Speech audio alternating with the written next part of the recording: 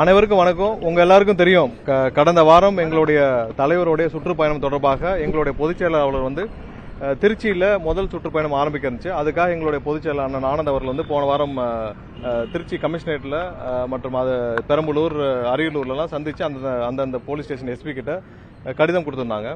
இதுவரைக்கும் எங்களுக்கு எந்த அனுமதியும் தரப்படவில்லை. எல்லா இடத்திலும், அதாவது தலைவர்கள் சுற்றுப்பயணம் மேற்கொண்டால் எல்லா ஊர்லயும், இப்ப சென்னை மாதிரியான அனைத்து ஊர்களிலும், அனைத்து நகரங்களிலும், அனைத்து மாநகராட்சிகளிலும் வந்து பாத்தீங்கன்னா ஒரு குறிப்பிட்ட இடங்கள் அனுமதிக்கப்படும். அந்த அனுமதிக்கப்பட்ட லிஸ்ட்ல இருந்தே நாங்கள் ஒரு சில இடங்களை குறிப்பிட்டு எங்களுடைய பொதுச் செயலாளர் வழங்கியிருந்தார். அதற்கும் அனுமதி மறுக்கப்பட்டுள்ளது. திரும்பவும் அது போலீஸோட சேர்ந்து மீதும் அவங்க குறிப்பிட்ட மற்ற இடங்கள்லயும் கிட்டத்தட்ட ஒரு 30 இடங்கள் அவங்க குறிச்சு வச்சிருக்காங்க. ஸோ அந்த 30 இடங்களிலும் நாங்கள் மறுபடியும் கிட்டத்தட்ட 2 கடிதங்கள் கொடுக்கப்பட்டுச்சு. இன்னைக்கு காலையிலேயும் 3வது கடிதமாக போலீசாரே அவர்கள் எங்க இடம் உகந்ததாக இருக்குதோ அந்த இடத்தையே குறிப்பிட்டால் கூட அங்கேயே நாங்கள் எங்களுடைய தலைவரின் பயணத்தை அந்த வழியிலாக மேற்கொள்ளுகிறோம் என்று கடைசியாக இன்று காலை கடிதம் கொடுத்திருக்கிறோம். இது போக டிசம்பர் கடைசி வரை, டிசம்பர் 20ஆம் தேதி வரை எங்களுடைய முழு சுற்றுப்பயண விவரம், அதாவது எங்களுடைய தலைவரின் மொத்த சுற்றுப்பயண விவரத்தையும் இன்று டிஜிபி அலுவலகத்தில் ஏடிஜி அவர்கள் எல்என் அவர்களை சந்திச்சு அவர்கிட்ட வந்து மொத்த பயண விவரத்தையும் கொடுத்திருக்கோம். ஏன்னால் இதே மாதிரியான ஒரு விஷயம் அனைத்து ஊர்களிலும் அனைத்து இடத்திலும் எங்களுக்கு நடக்கக்கூடாது. இன்னொன்னு, ஒரு தலைவர், ஒரு கட்சியின் தலைவர், இன்னைக்கு மக்கள் அபிமானத்தை பெற்ற தலைவர் எங்களுடைய அண்ணன் விஜய் அவர்களின் புரோகிராம் மட்டும்தான் எல்லா இடத்திலும் தடை செய்யப்படுகிறது. எங்களுடைய கட்சி நிர்வாகிகளுடைய புரோகிராம் எல்லா இடத்திலும், அவங்களுடைய நிகழ்ச்சிகள் எதற்கும் அனுமதி கிடைப்பதில்லை. எங்களுடைய தலைவர் நீங்க பார்த்திருப்பீங்க, ஆர்ப்பாட்டத்திற்கும் நாங்கள் நீதிமன்றம் சென்றுதான் ஆர்ப்பாட்டத்திற்கு அனுமதி பெற்றோம். மாநாட்டிற்கும் தெரியும், எவ்வளவு தடைகளை தாண்டி கிட்டத்தட்ட 20 நாட்கள் தொடர்ச்சியாக ஃபாலோ பண்ணி தான் நாங்கள் வந்து அனுமதியை பெற்றோம். அதே போல சுற்றுப்பயணம், நீங்க எல்லா தலைவர்களும் சுற்றுப்பயணம் மேற்கொள்றாங்க, எல்லா கட்சியினரும் மேற்கொள்றாங்க, எல்லாருக்கும் கிடைக்கும் அனுமதி எங்களுக்கு கிடைப்பதாக இல்லை. சோ அதனாலதான் இன்னைக்கு மொத்த விவரத்தையும், அதாவது மொத்த பயண திட்டங்களையும் இன்றைக்கு வந்து டிஜிபி அலுவலகத்தில் கொடுத்திருக்கிறோம். அது போக அந்தந்த மாவட்டங்களிலும் எஸ்பி கிட்ட தனியா வந்து நாங்க கொடுப்போம், ரெப்ரசன்டேஷன் கொடுப்போம். மொத்த ப்ரோக்ராம் பிளானையும் கொடுத்திருக்கோம். இதற்கு அப்புறம் கண்டிப்பாக மக்களும் பார்த்து கொண்டிருக்கிறார்கள். அதாவது இன்று கட்சி ஆரம்பித்து மக்களுக்காக ஏதாவது செய்ய வேண்டும் என்று தன்னுடைய அனைத்தையும், தன்னுடைய இன்னைக்கு ஒரு கேரியரின் உச்சத்தை விட்டு வரும் எங்களுடைய தலைவருக்கு இது போன்ற இடைஞ்சல்கள் ஒவ்வொரு நாளும் வந்துட்டு இருக்கு. இதை அனைத்தையும் மீறி மக்களுடைய ஆதரவு, பேராதரவு இருக்கு. அந்த பேராதரவோட நாங்கள் அனைத்தையும் தவிடுபடியாக்கி இந்த தேர்தல் வரை மக்கள் சந்திப்பு எந்த தடையும் இல்லாமல் இல்ல, திட்டமிட்டு அனுமதி மறுக்கப்படுகிறது. ஏன்னா பிரதமருக்கு நீங்க பார்த்திருப்பீங்க, கடந்த ஆண்டு தேர்தலின் போது பிரதமருக்கு 7-8 இடத்தில் ரோடு ராலி நடத்தினாங்க. அதே போல மத்திய ஒன்றிய உள்துறை அமைச்சருக்கும் ரோட் ஷோ நடத்தினாங்க. ஸோ சென்னையில், அதுவும் பிரதான இடம், அதாவது டி நகர்ல பாண்டி பசார் ஏரியிலேயே பிரதமருக்கு கிட்டத்தட்ட 3 மணி நேரம் 4 மணி நேரம் போக்குவரத்தை நிறுத்தி காவல்துறை அனுமதி அளித்தது. ஏன்னா காவல்துறைக்கு அந்த ஃப்ரீடம், அந்த இது இருந்துச்சுன்னா கண்டிப்பா அவரால் செய்ய முடியும், எந்த இடத்திலும் செய்ய முடியும். எங்களுக்கு மட்டும்தான் திட்டமிட்டு அனுமதி மறுக்கப்படுகிறது, மற்ற அனைவருக்கும் அனுமதி கொடுக்கப்படுகிறது. எங்களுக்கு மறுக்கப்படுகிறது, விவசாயிகள் போராட்டத்துக்கு மறுக்கப்படுகிறது, வாழ்வாதாரத்துக்கு போராடும் தூய்மை பணியாளர்களுக்கு மறுக்கப்படுது. மக்கள் அபிமானத்தை பெற்ற தலைவர் எங்கள் அண்ணன் விஜய் அவர்களுக்கு மட்டும்தான் மறுக்கப்படுகிறது, வேற யாருக்கும் மறுக்கப்படவில்லை. இது வந்து கண்டிப்பாக எங்களுடைய போராட்டம் இதனால நாங்கள் கண்டிப்பா இந்த 13ஆம் தேதி மக்களுடைய சந்திப்பு, எங்களுடைய தலைவரின் சந்திப்பு எந்த காலத்திலும் நாங்கள் தவிர்ப்பதாக இல்லை. அது கண்டிப்பாக நடைபெறும். இல்ல நாங்க கண்டிப்பா, ஏன்னா ஒரு தலைவர் மக்களை போய் சந்திக்கிறதுல எந்த தப்பும் கிடையாது, அது அடிப்படை உரிமை. 13ஆம் தேதி திட்டமிட்டபடி எங்களுடைய தலைவரின் மக்கள் சந்திப்பு கண்டிப்பாக நடைபெறும். நாங்க கண்டிப்பா பொதுவாக எல்லாருக்கும் சேர்த்து மொத்த அனைத்து திட்டங்களையும் சேர்த்து நாங்கள் நீதிமன்றத்தை நாடுவோம். ஆனால் 13ஆம் தேதி கண்டிப்பாக திட்டமிட்டபடி எங்களுடைய தலைவரின் சுற்றுப்பயணம் கண்டிப்பாக நடைபெறும். ஏடிஜிபி எல்என்டோ பார்த்து நாங்கள் டிஜிபி இப்ப வெளியில வேற ஒரு ப்ரோக்ராம்ல இருக்கிறதுனால நாங்க வந்து ஏடிஜிபி எல்என்டோ அவர்களிடம் கொடுத்துருக்கோம். இல்ல, நேற்று வரை எங்களுக்கு ரிட்டனா வந்து ஒரு சில இடங்கள், நாங்கள் குறிப்பிட்ட இடங்கள், அதாவது அதெல்லாம் அனுமதிக்கப்பட்ட இடங்கள், ஒவ்வொரு இடத்துலயும் வந்து ஒவ்வொரு ஊர்லயும் அனுமதிக்கப்பட்ட இடங்கள்னு காவல்துறை வைத்திருக்கிற இடங்களின் லிஸ்ட்ல வாங்கி தான் நாங்க ஒரு சில இடங்களை குறிப்பிட்டோம்.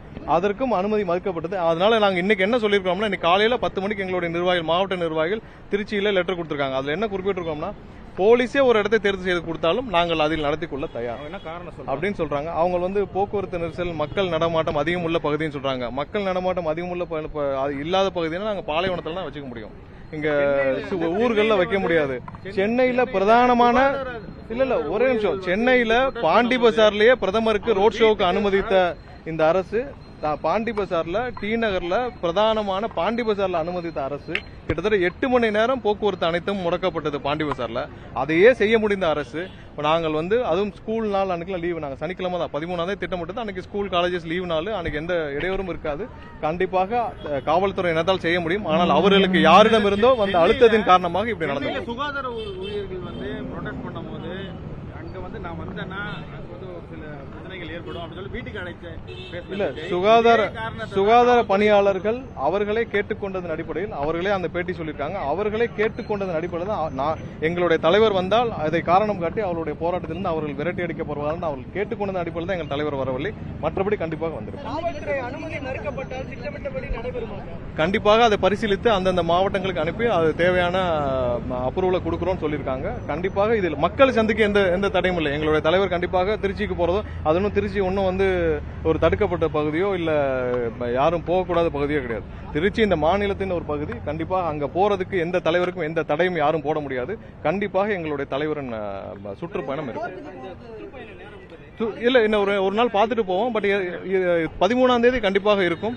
அதுக்கப்புறம் மொத்தமாக தமிழகத்தில் உள்ள அதுல என்ன நடக்குதுன்னு பார்த்துட்டு மொத்தமாக தமிழகத்தில் உள்ள எல்லா பகுதிகளும் எங்களுடைய சுற்றுப்பயண விவரம் கொடுத்துருக்கோம்ல, மொத்தமாக சேர்த்து நீதிமன்றத்தின்படி ஒரு வழிகாட்டுதல் இருப்போம். எல்லா மக்கள் சந்திப்பும் டே டைம்ல தான் நடத்த முடியும்.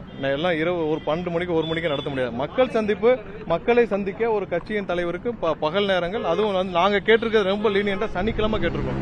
சனிக்கிழமை கண்டிப்பா பள்ளி கல்லூரிகளுக்கு அன்னைக்கு லீவ் நாள் அன்னைக்கு கேட்டிருக்கோம். சோ அதை தடுப்பதற்கு யாருக்கும் உரிமை இல்லை. நீங்க மத்த தலைவரோட சந்திப்பு அந்த திட்டமிடலாம் பாருங்க, எதையும் பார்க்காமல் அன்னைக்கு பக்காவா ஒரு ஒர்க்கிங் டே இருக்கும். அன்னைக்கு ஒரு பிரதான சாலைகள்ல வச்சிருக்காங்க. ஏன் நேரு ஸ்டேடியத்துல வைக்கலையா, இல்ல சென்ட்ரல்ல வைக்கலையா, இல்ல டி நகர்ல வைக்கலையா? சோ முக்கியமான இடங்கள்ல அவங்களால செய்ய முடியும். ஏன்னா ஆல்டர்னேட்டிவ் ரூட்ஸ் கண்டிப்பாக காவல்துறையில் போட முடியும். ஆல்டர்னேட்டிவா ரோடு டிராபிக் மூவ் பண்றது கண்டிப்பா பண்ண முடியும். இது எல்லாம் தாண்டி கண்டிப்பாக அரசியல் காழ்ப்புணர்ச்சியின் ஒரே காரணமாக தான் இது நடக்குது. நேற்று கூட எங்களுடைய பொதுச் செயலாளர் மீது ஒரு வழக்கு தொடுக்கப்படுது. கோயில்ல போய் சாமி கும்பிட்டு போறதுக்குள்ள ஒரு வழக்கு, அதுவும் நான் பெயிலபிள் செக்ஷன்ல ஒரு வழக்கு. இதெல்லாம் எங்களுடைய தலைவரின் டூர் ப்ரோக்ராம் முடக்கிறதுக்கான செயல்.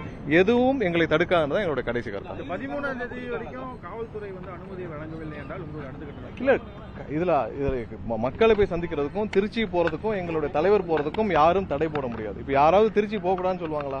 திருச்சியில போய் அங்க போய் இருக்கிற அங்க இருக்கிற பகுதியில பார்க்க கூடாதுன்னு சொல்லுவாங்களா? எங்களுடைய தலைவரின் சுற்றுப்பயணம் கண்டிப்பாக இருக்கும். அவர்கள் இன்னைக்கு நாங்க கொடுத்ததே அவர்கள் எங்க அனுமதிக்கிறாங்களோ அங்க பண்ணிக்கிறோம் சொல்றோம்.